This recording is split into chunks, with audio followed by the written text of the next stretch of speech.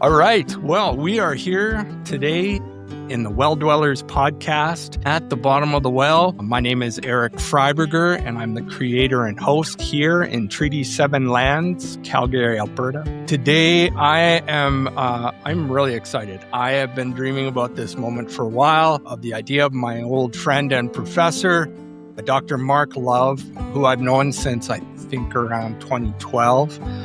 Joining me here and talking about all things missional and disability and all the stuff that's been on the road that I've journeyed over the last several years, and got to share some of with him and the tribe over in Rochester College, now Rochester University, when Mark was teaching the MRE, the Masters in Religious Education and Missional Leadership. There was so much that I was infused with and really loved in that journey with him and the many other students. And I think Mark was like kind of this new guru to tech as we were doing live streaming for education and community long before it even became a fad. So Mark is a guru in this, and he's also really imparted in me a new sense and understanding of pneumatology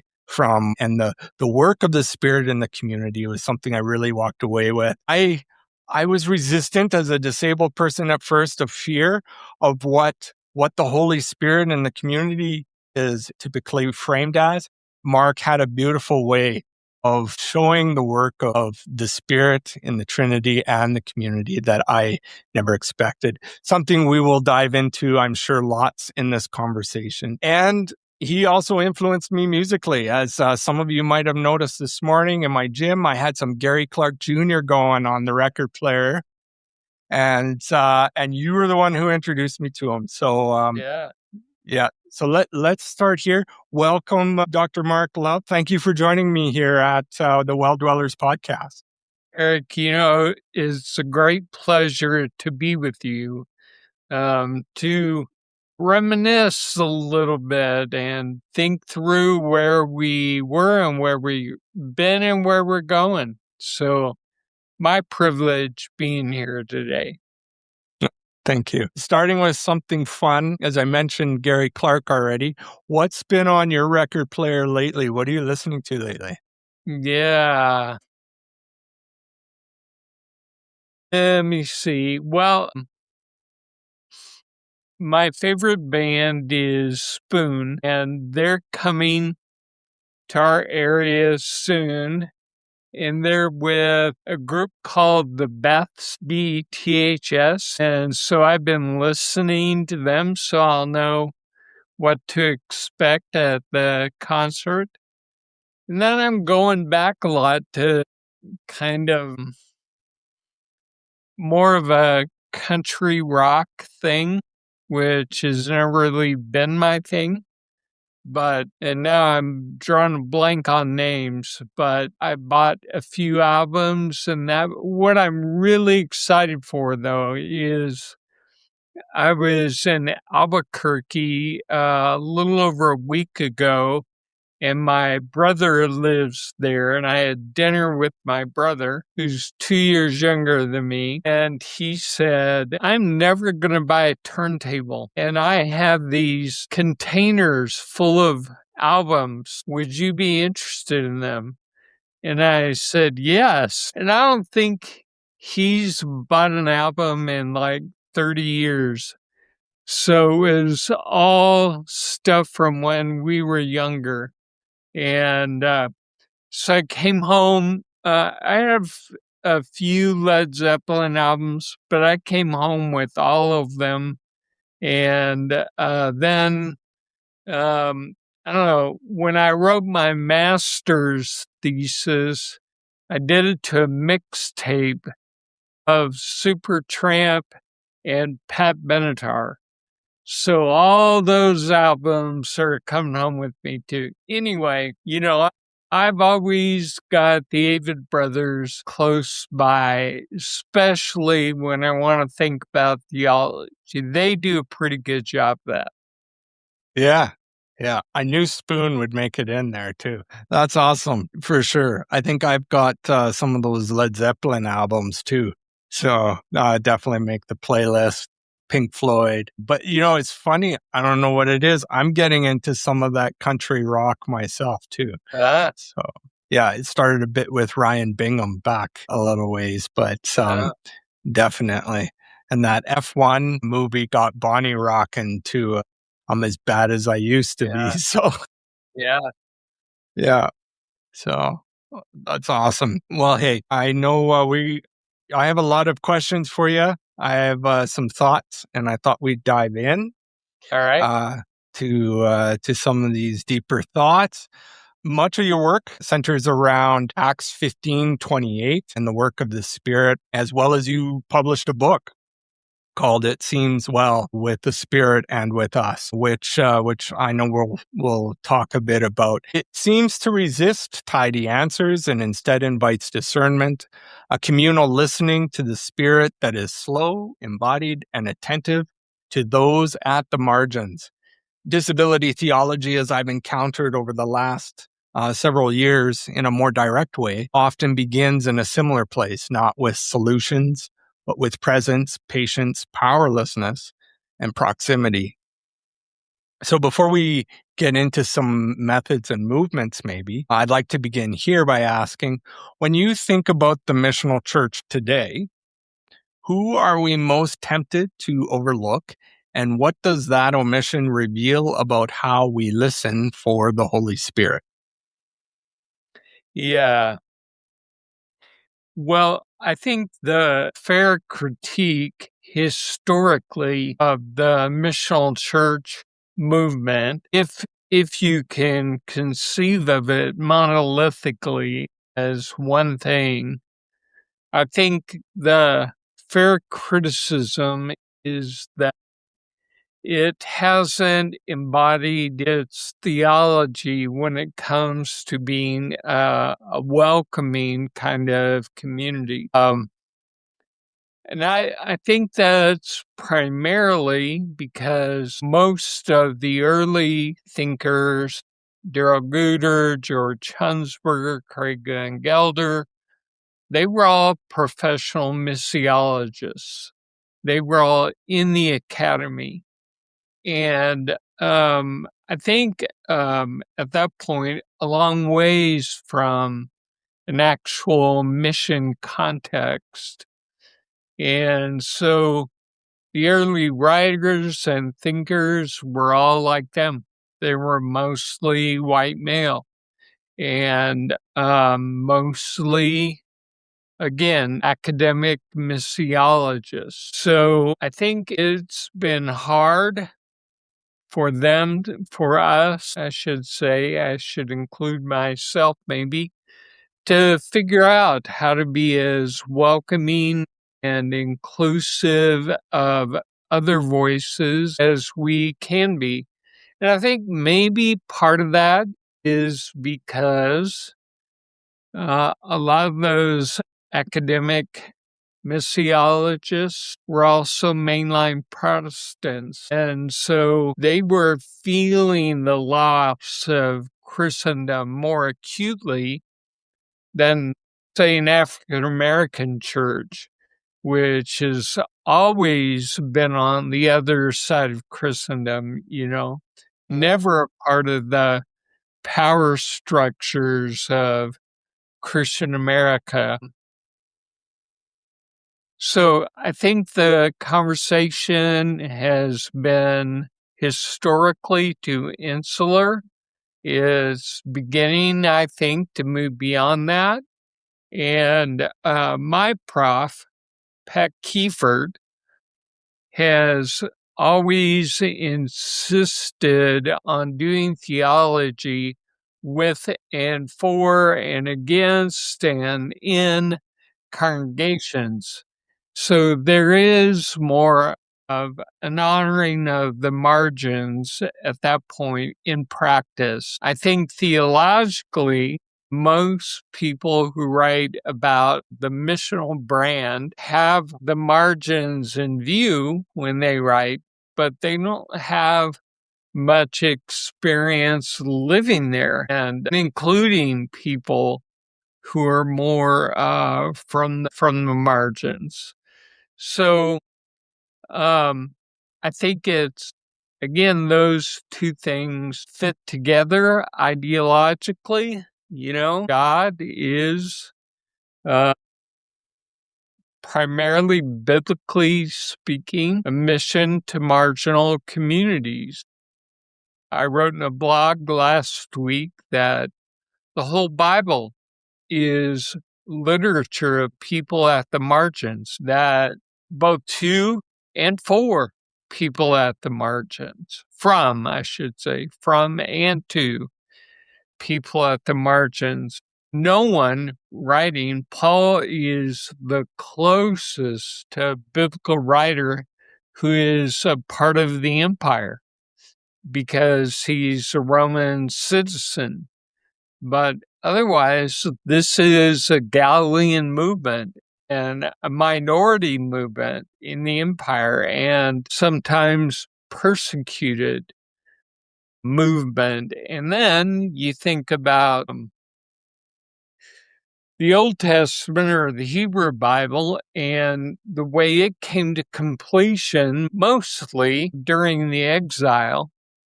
And again, now you're an occupied people writing a literature of grief. So I think theoretically, ideologically, there should be a close connection between missional theology and missional practice at the margins. Unfortunately, it hadn't always been that way.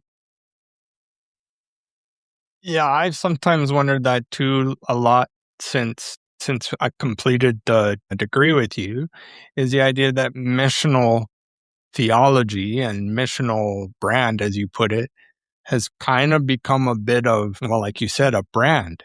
And that seems to draw borders and margins that seem to miss the actual call. From a personal perspective, I found a natural fit that seemed to take me into those marginal communities, particularly disabled. And I think it was almost a subconscious level, Mark. Like I freely admit that back in 2012 and even before that a little bit, my work with house churches and the church community, disability and the marginalization of the disabled was kind of on a subconscious level. I was naturally doing it as a person who's living the missional life, but I wasn't consciously doing it. But as I look back, I realize that when I take the brand off and just live it, it naturally pulls me into those communities and that work. Yeah. I wonder too, Eric, if the design of our program cultivated some of that because every course required you to do a project that began in your community and not as a place to kind of retail your theology, but as a location that's generative of theology. So for you in particular, then, you're having to think of your primary community as being a generative place to think about God. Our program in particular was, I think, notable by its diversity. I think like 35% of our grads were people of color. Like 20% of our grads were women, which doesn't seem like a lot, except in seminary degrees, that's a lot, you know? So, I don't know. I feel like the the very contextual nature of the program itself developed some sensitivities. Even if we weren't able to fully articulate everything we were doing, we were, as you said, unconsciously developing an imagination. And that's what you're doing now. You're putting that out there and giving it some flesh and bones.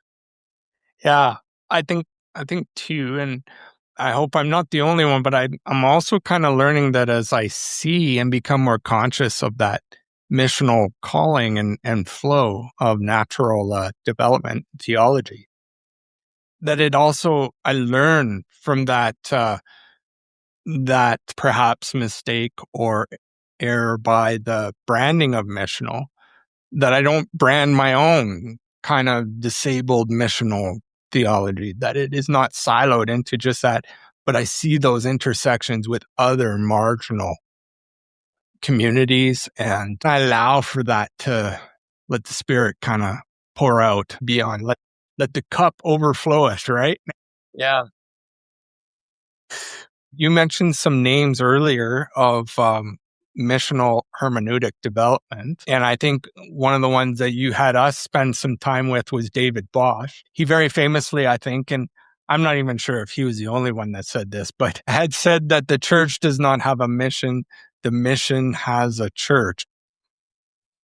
And I'm just wondering, in reflection to some of those thought lines, how has disability, whether that is through personal experience, people you know, communities, or lived encounters, reshaped your understanding of what mission actually is over the years? Yeah. Yeah, I think to participate in the mission of God, there has to be something of a self-forgetfulness so that it can be God's mission and not our mission. When that occurs, and I don't think it does very often, but when that occurs, then that changes kind of all the, use the word hermeneutics, it changes all the interpretive values, right? If you think of your church as, or the church as having a mission rather than participating in God's mission, then you're always thinking about how can we grow? How can we get bigger? How can we be more successful in what we're doing? How can we raise our profile? And when you're in ministry that way,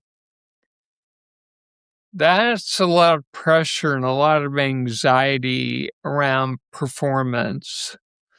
And when performance becomes the measure of your community, then you're not as open and sensitive to the gifts of everyone. So I think to the extent that a church, and I've seen a few and know of a few, that have become that kind of forgetful about their own survival, their own viability, and that allows them to be more aware of God's gifts given everywhere, you know? So I've been with big churches that where all the seats for disabled people are in the back or in the corners, or and there's not a ramp up to the stage. And so they have made already decisions about how many people they can get in that space without thinking about accessibility and without thinking about the entire community. Mm-hmm. So, and then I've been in churches. I don't know if, I think you may have already been through the degree when we found a Methodist church in Durham, North Carolina, and they did so many things that were impressive in terms of welcome. They had both English and Spanish up on the screen at all times. Sometimes they led songs in Spanish, sometimes in English. They'd lead prayers in English or Spanish. But they also allowed children to run around with the streamers up front during the song worship. And there were always people in wheelchairs on the front rows. So they were highly visible, and it was a flat floor. So there wasn't a distinction between the stage and the rest of us. And they had good preachers, but not everybody maybe, but the full-time people didn't preach every week, and they would pass a mic around after the sermon. I remember the first time I was there, I don't know what the young man's disability was, but he was the first to grab the mic and after the sermon. And he knew a lot of church things to say, didn't really go along with the sermon so much. But the fact is, the community embraced that, and so I think there are places where they think more about a true welcome and not kind of a cosmetic welcome of kind of typical, neurotypical, physical, typical. I don't know what the right language to use is, but you know what I mean.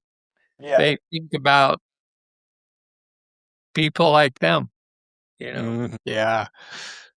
Yeah, they talk about us, but us is only confined to an imagined normalcy. So, yeah, just a funny story from my memories of the being with you guys. I do remember the church in North Durham there, you guys talking about it. I didn't get to go, but I remember you guys discussing it, and I was zooming in, right? And I remember Donovan and I kind of joking around, and I said, hey, they were talking about what should we wear, and I said, I think I could probably get away with not wearing pants because nobody would know, and I'd be in church.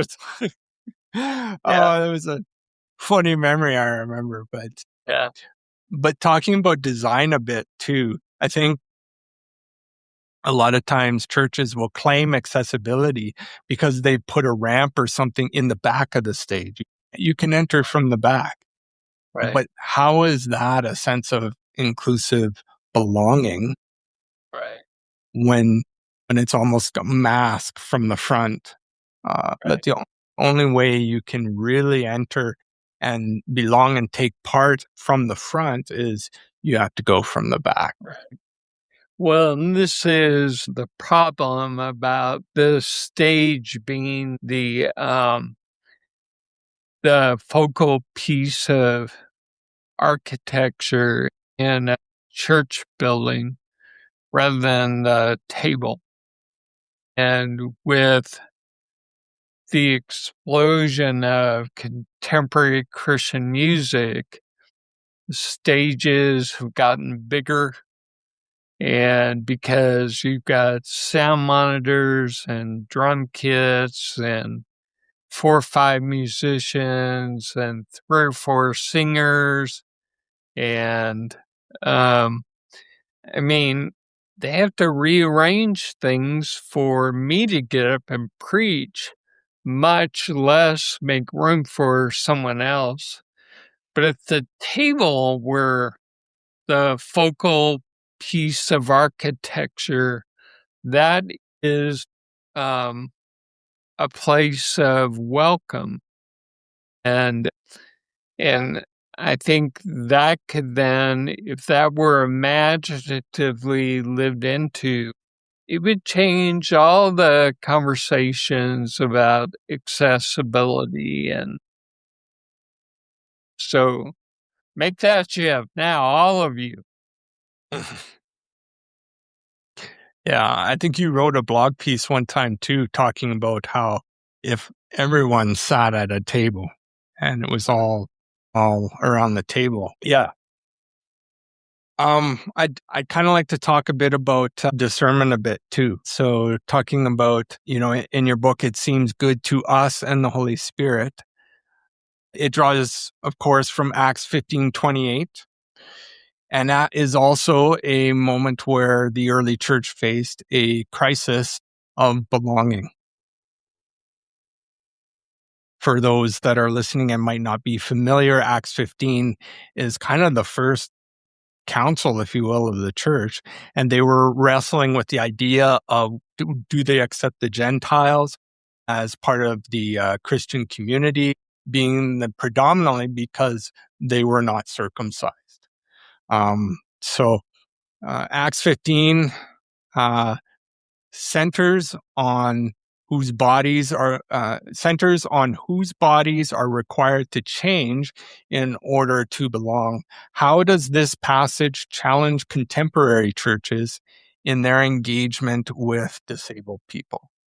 Yeah. Just stating it the way you did is something I wish that I had focused on when I wrote the book. That they were requiring bodies to change. And I'm following both people like James Smith and some Pauline scholars who've written on the body and Paul's thought, and that spirituality in spiritual formation, that formation is not primarily an intellectual thing or even an emotional thing, but that our bodies lead in forming us, that they shape our desire, and what we do with our bodies, like Paul says, offering our bodies as living sacrifice. And then comes the renewing of the mind. So the first thing is surrendering your body as living sacrifice. And in that bodily movement, then how you view everything changes. There's a renewing of the mind. And then Paul says, so that you might know what is the will of God, what is good and acceptable and perfect. And that word know there is one of the words he uses for discernment. So I wish that had been foregrounded more when I'm thinking about Acts 15, because not only are you talking about a physical change to someone's body if you're a male,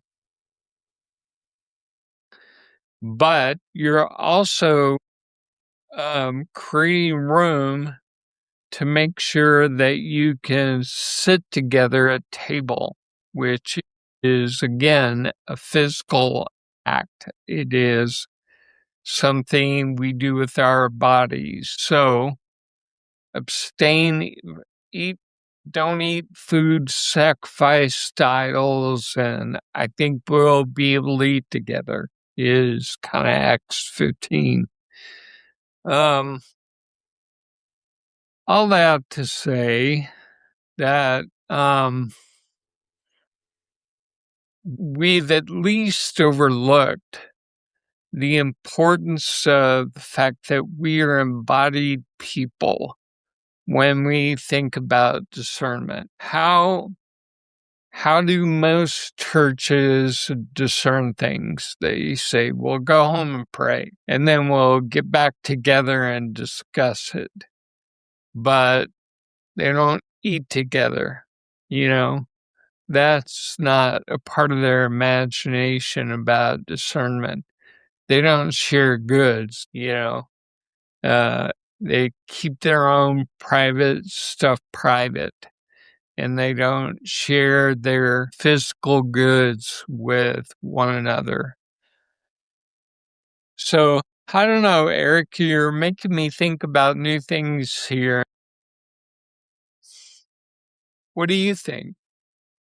Yeah, there was a couple of verses that came to mind while you were sharing, and one of which is, of course, when Paul talks about the fact that the body is the temple to the Holy Spirit, and I think that do we treat all bodies as living presence, living temples for the Holy Spirit in our community, without the expectation of productivity, but simply the relationship of being present with God in body and in form. And I might be imprinting a bit as well, but one of the other thoughts I had is, did Jesus not say, be of one body and mind? And I think that that's something else that as a community, we need to reflect on the fact that, there are hands and feet, there are different elements to the body, but we are of one body and one mind. And we're not to treat those who are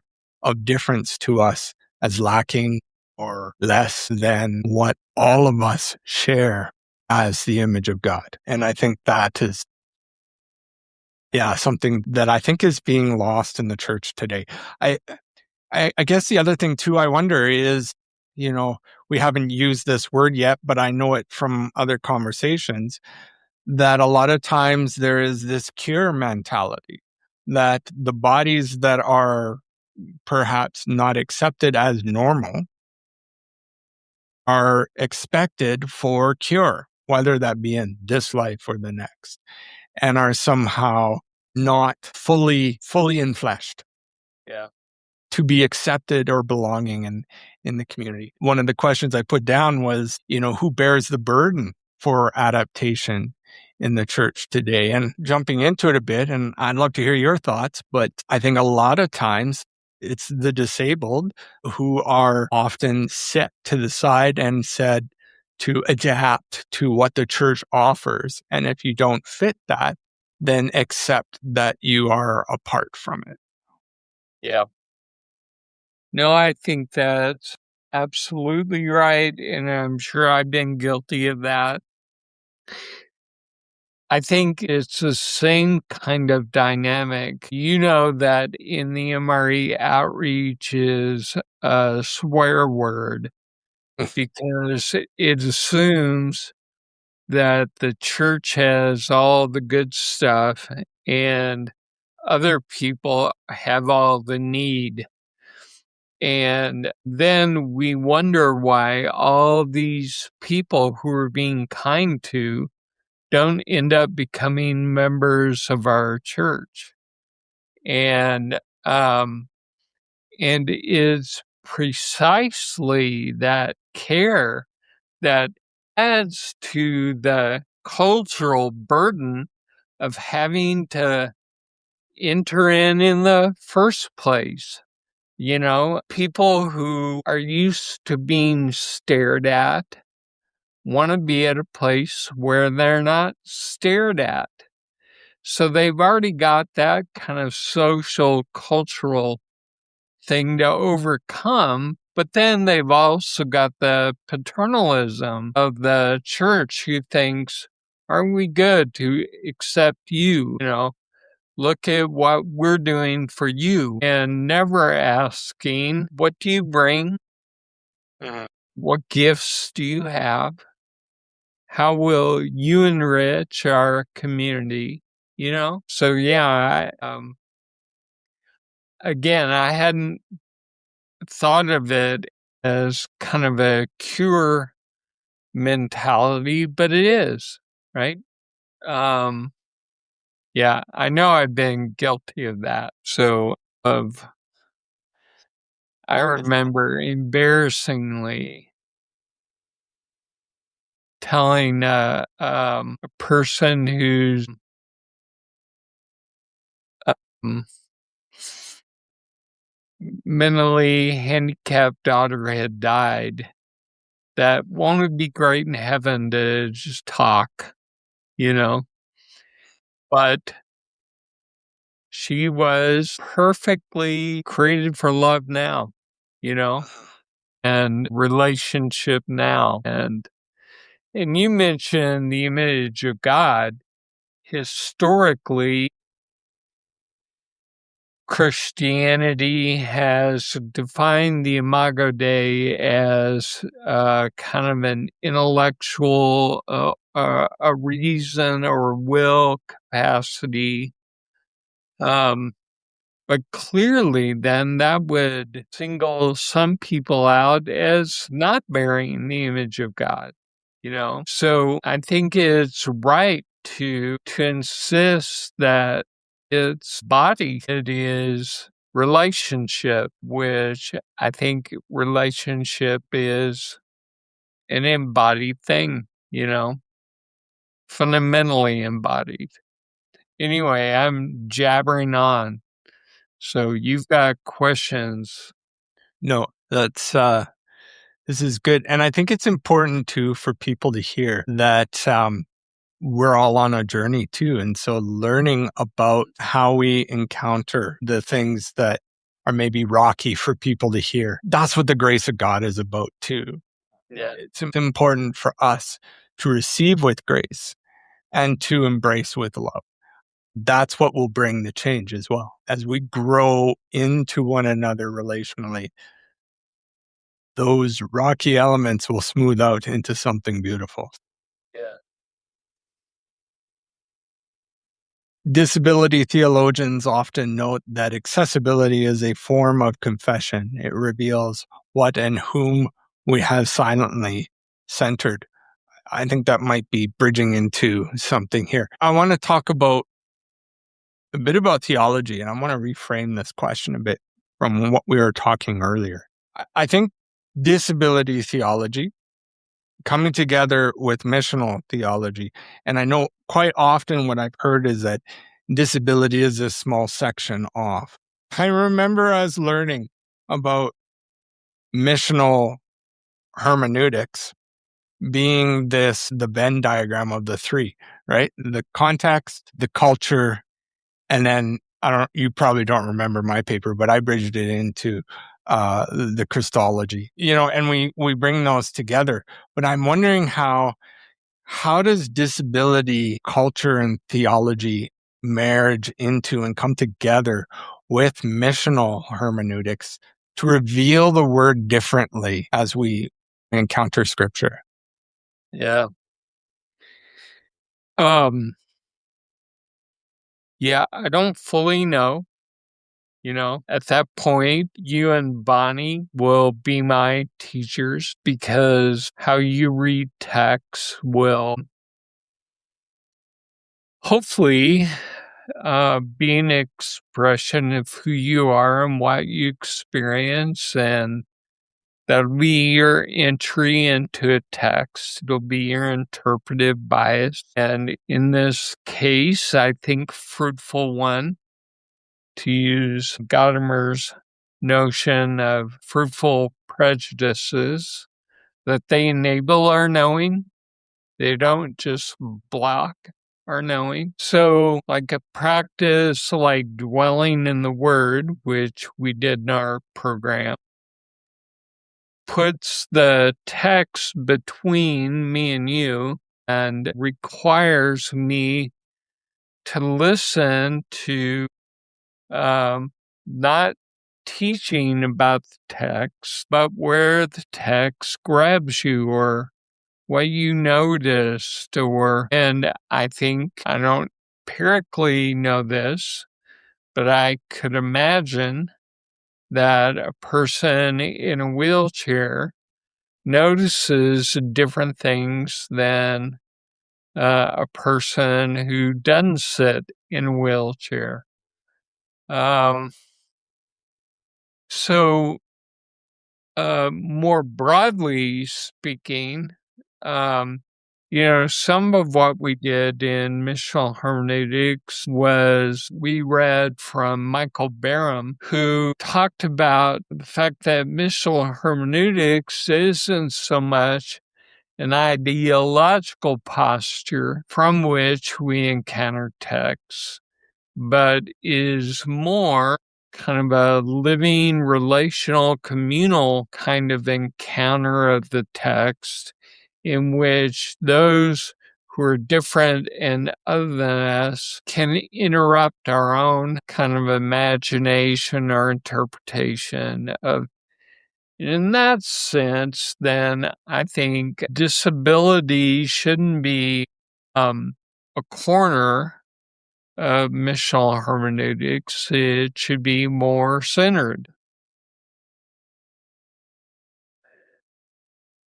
And the difficulty is, unless I'm sitting with you, it doesn't occur to me, So I think that again, I wrote last week about the Bible as a literature of grief and gave the book of Joshua as an example that you don't want the empire reading Joshua thinking God has given them the right to conquer other nations.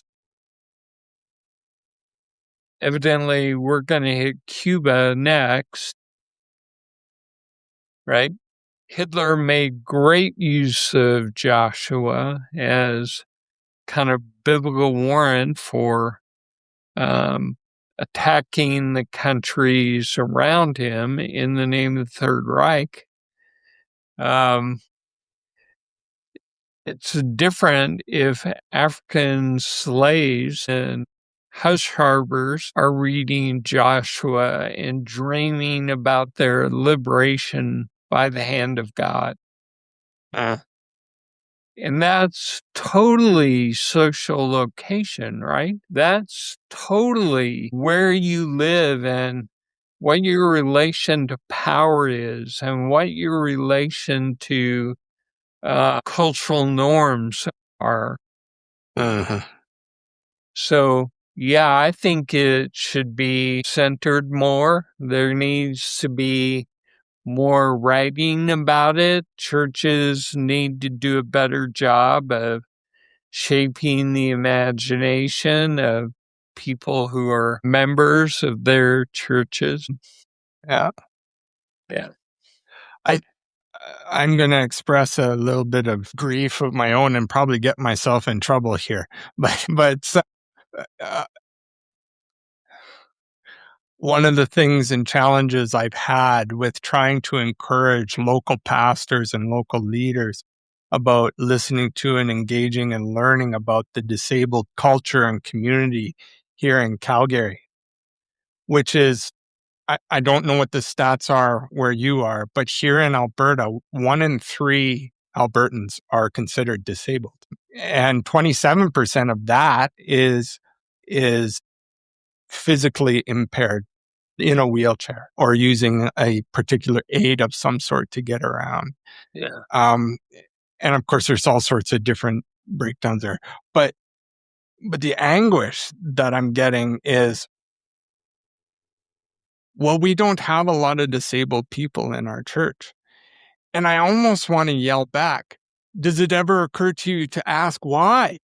Right. Yeah. And it's kind of frustrating that, or maybe you want to go to that other church down the road that does have a disability ministry for you to get involved with. And it's like, I'm here. This is my home. We are neighbors. Let's love our neighbors as ourselves. And so the thought that came into my head when you were talking about is, when we ask about who is taking part in the theology or the book of grief is not the disabled who are experiencing the book of grief. It's the grief that, wow, this is going to get me in trouble here, Mark, but the grief that the church is causing in the disabled community that is creating the separation and the loss of the gospel. And yeah, I think you'll be all right, Eric. If that gets you in trouble, send them to me. Thanks for having my back, Dr. I Mark. got your back. But I think this is a great bridge into something that's going to be probably unique, considering you're coming from a U.S. side, and we're up here in Canada. But if we talk a bit about church and politics and belonging, it's been attributed to many ethicists, but it's been said that the measure of society is found in how it treats its most vulnerable members. I know you've written lots about this on your blog too, in a Canadian context and perhaps on the US, where conversations are happening a lot these days around healthcare, around MAID up here in Canada, which, if you're not familiar with, is medical assistance in dying, on housing and disability supports, and lots of other stuff. What responsibility does the church have to resist the narratives that frame disabled lives as expendable or curable? Well, I would think it would be the church would bear responsibility at several levels. The first is at the advocacy level. And by that, I want to avoid any kind of paternalism, but providing the opportunity for the voices of the disabled to be heard. Not speaking for them, but giving them an opportunity to speak and to be heard and to be honored by someone listening to them. I'm going to present a paper in a few weeks at a conference called Churches as Public Companions in Grief. So that first level would be, and you said it a couple times already, presence, participation, making sure that whatever is within the power of the church to provide, that voices are heard that typically don't get heard. Then I think is ethically and morally a part of the gospel to vote that way. You know, in a liberal democracy where we have voice with our vote, not to vote for our own comfort and well-being, but to vote for and with the widow, the orphan, disabled, whatever kind of society we create that makes room, that provides life for people who are constantly having to struggle for life, and that the more we make life at the margins are a kind of political, social commitment, the more just our society will be for everyone. So So those two things for sure. And then the third thing would just be to not just expect that people will listen to each other, but provide planned opportunities for that to happen. So in America, right, in the U.S., you're in America too, I realize, but in the U.S., But we're not Americans, Mark. You're not American. Yeah. So we have a lot of rage right now going on down here south of the border. And so being a public companion in grief, we're mad because of what we fear we've lost. And so we're grieving. We don't think of it that way. We think of it as owning the libs or beating MAGA. You know, we divide into teams. And I don't think that it's reasonable to think that we should be able to get everyone to agree. But it is reasonable, more reasonable, to move the goalposts to understanding. And someone who feels understood, I think the rage level goes down. So I would think there'd be a parallel there with the grief that your community experiences, Eric. If there were regular places where you knew that someone was trying to understand you. So I think that's where I'd start, those three things.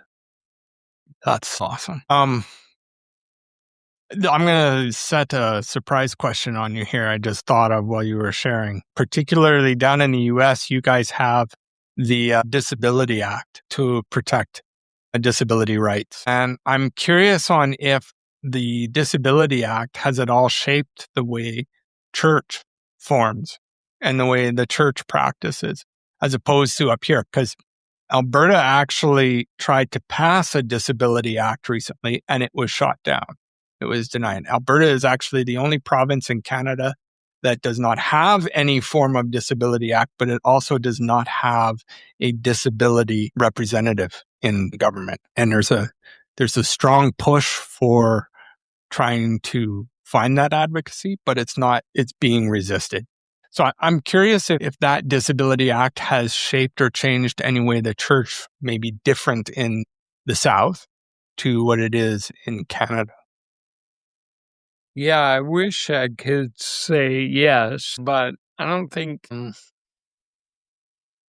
I think it has, ironically, more impact through like the Department of Education. My wife, Donna, does all the kind of technical side of our online learning, and she is constantly harping on faculty for disability standards and access standards, and which otherwise we would not even think about. And it's not because, although Donna is a huge advocate for this in our university community, but it's the Department of Education that mandates it. And so when our accrediting agencies come through, they're going to look for that, and they're going to ask questions about that. Unfortunately, churches don't have an accrediting agency, So I wish I could say that that there was kind of a reciprocal influence between the legal and the ecclesial, that those were And maybe there was when the Disability Act was passed, but I don't know about that history well. But I don't think, again, I think all the city codes and, the Department of Education guidelines has way more to do with how we think about all that, which is to say we don't think about it until we're made to think about it, Okay, yeah. This is a great opportunity to dive into your work with 1528 Collaborative, I think. So I'm excited to hear about what you're up to now, what's happening with the program and with 1528. Do you want to tell our listeners a bit about it first, and then? Yeah. Well, by the program, I expect you mean the MRE, and I don't have anything to do with that anymore because I don't work for Rochester anymore. And sadly, all the hard work we did has evaporated in the last 2 years. The MRE doesn't exist. The undergrad degrees don't exist. We don't have any full-time theology and ministry faculty. It's stunning to me, and that's all I'm going to say about it. Okay. But 2 years ago, 2.5 years ago now, when my book was published, the Acts book, that was such an enjoyable thing for me that I knew right then I didn't want to spend the rest of my career, which is, late fall in my career. I didn't want to spend it assessing student learning and writing syllabi and grading papers and telling Eric Freiberger's posts were too long. And, I didn't want to do that anymore. Well, I wanted a little bit of that. So, and the book was received real well, both at kind of the academic level, but also by ministers and practitioners. And so I'd been doing consulting for the last 20 some years anyway, as I had time and opportunity. And so the book was the occasion for me to pivot and say, I want to work now more directly with churches and leaders in churches. 1528 comes from Acts 15:28, as you pointed out. So I started the 1528 Collaborative, and we do a lot of different things that are all aimed at helping churches and leaders adapt and thrive in a new missional era. So I do consultancies with churches who are looking to kind of make a culture shift. One of the observations I make in the book is that churches want to have 1528 moment, but they have none of the practices that would get them there. They're busy doing other things and pursuing the living God. So if you want to make that shift, how do you make that shift? And I can help with that. But we do online seminars, leadership seminars. We have new ones starting Monday. Mercy, not sacrifice, leadership in Matthew's gospel. Another one coming in August on leading communal discernment. So we're rotating 4 now, so 1 a quarter. We do those. They're pretty cheap. They're good to do with groups. And then we do retreats for adaptive leaders. Richard Beck has led one. Pat Kiefert has led one. Sherelle Russell, Shauna Sungergains, Scott Hagley will lead one eventually. And then, my blog, which is part writing, part podcast kind of thing. I'm still trying to blow that up.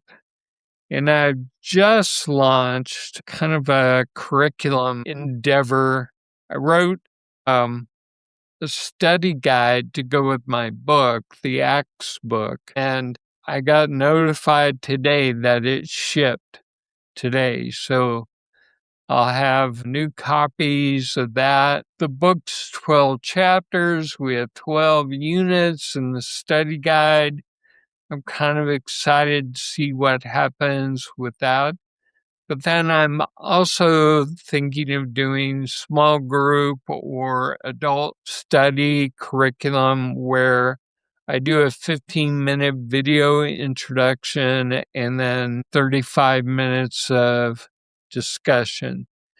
So I'm shooting for the first one of that to be out May 31st.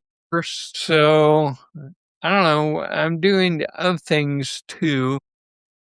I've helped 2 churches recently kind of do leadership audits where churches are very unorganized and they know what they call people, but they don't always know how you become one or what it is exactly that you do.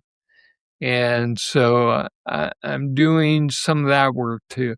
But all of it is designed to make churches more discernment-oriented spaces.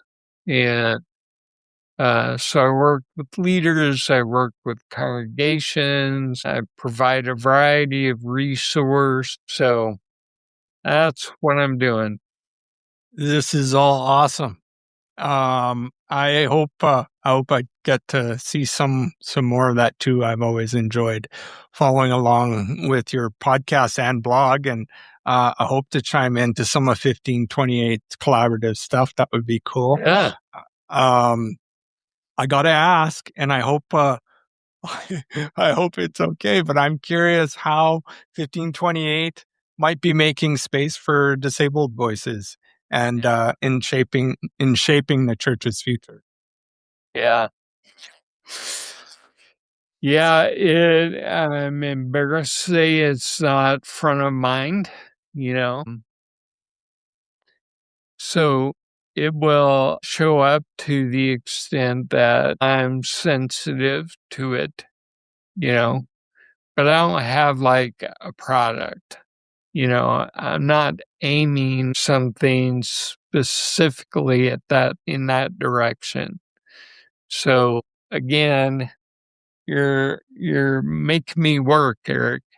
Now I'm gonna have to figure that out. No, I'm sorry. I didn't mean to get more work on that huge plate. That's a lot there. You're trying to make me a Christian, and I don't like people who do that, I just want to be a fan of Jesus. I don't want to, I have to be a follower. Right. Well, then I better ask you something fun. Tell me a bit about Bob Dylan. You didn't mention Bob Dylan in the record collection. Yeah, where's he connecting with all this? Yeah, well,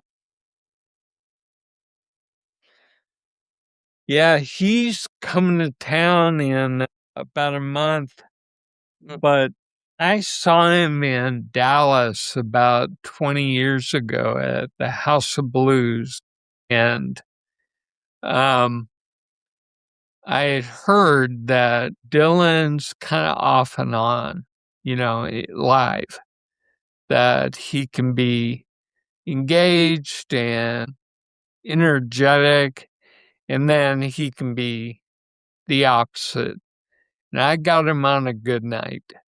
So I don't want to risk that memory by catching him on a bad night. But I don't know, it's amazing. The dude's in his 80s and he's been touring forever and he still is, and every now and then producing new music.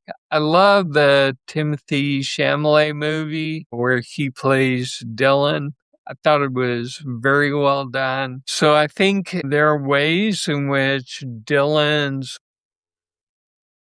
particularly the early Dylan, is relevant in a new way again, like he was during the Iraq War, when Eddie Vedder covered Masters of War, and that's a cover you should find and listen to. It'll send chills down your spine. I'll try and link it Anyway. to the show notes. Yeah. So, I don't know, I still buy whatever he puts out, and I just won't see him in concert again. What did you think of the movie? The Dylan movie? Yeah, I loved it. I thought Chalamet was great. I thought the woman who played Joan Baez was great. So definitely, I've seen it twice. It'll definitely be a movie I return to here and there. I like the fact that Dylan made them include something that wasn't true.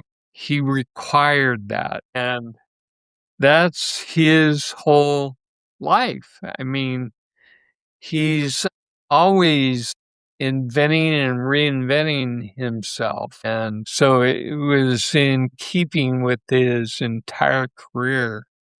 Robert Zimmerman from Hibbing, Minnesota becomes Bob Dylan, you know? Yeah. Mark, I've really enjoyed having you on. I'm so thankful you agreed to join me here on the Well Dwellers podcast. Thank you for being here and sharing incredible wisdom. So much to share here. I hope our listeners are going to have pen and paper because there's a lot to write down. Well, good, Eric. Thanks for being a great host. Thank you.